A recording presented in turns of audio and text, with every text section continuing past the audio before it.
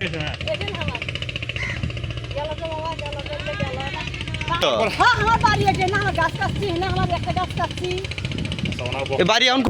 কয়েকদিন হয় আমাদের জায়গাটাও গেল, ভিটে বাড়ি আমাদের ঘরেও আসলো, সেটাও গেল।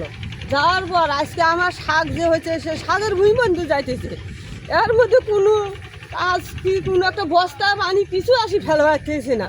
এই যে জাতি আছে ভাঙা আমার দিন আর জানছে চিন্তা ভাবনা বা ছল ফল কুঠি যাবে, পশ্চিমে নাই জায়গা জমিন, আমরা এখন কুঠি যাবো। এই জায়গাগুলো যখন আছে এতক্ষণও যদি চিৎকার পাইলাম হয় তাও ওটা ছল ফল থাকতে পারলে হয়। আমরা ঘরে খুবই অসুস্থর মধ্যেই আসি, চিন্তা ভাবনার মধ্যেই আসি, বুঝছেন। আপনার ঘরে তো মেলা লোককে আমরা এলে তুলি দিলাম, কেউ তো কোনো কাজ আনতে পারলেন না, খালি তো আমরা তুলি দিতেছি। আমার মনের দুঃখই কান্দি কান্দি করতেছি। তারপরও একটা বস্তা কি কোনো একটা বোল্টার আনি ফেলাল না যে জায়গাটা ওকে হোক মানুষগুলো বাঁচুক, এর মধ্যে কোনো একটা এটা মনে করেন আজ পানি বাড়ার কারণে বেশি আর ভাঙতেছে।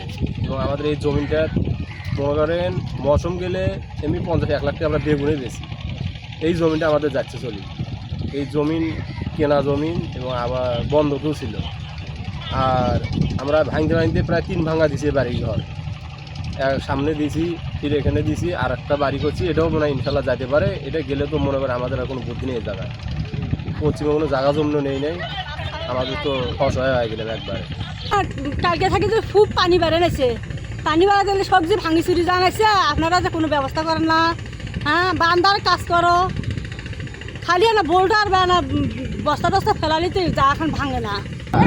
যদি একটু বরফ না হোক, যদি একটু কিছু বস্তা যদি এখানে ফেলাতে গেলে তাও আমরা হয়তো কিছু রক্ষা পেলাম হয়।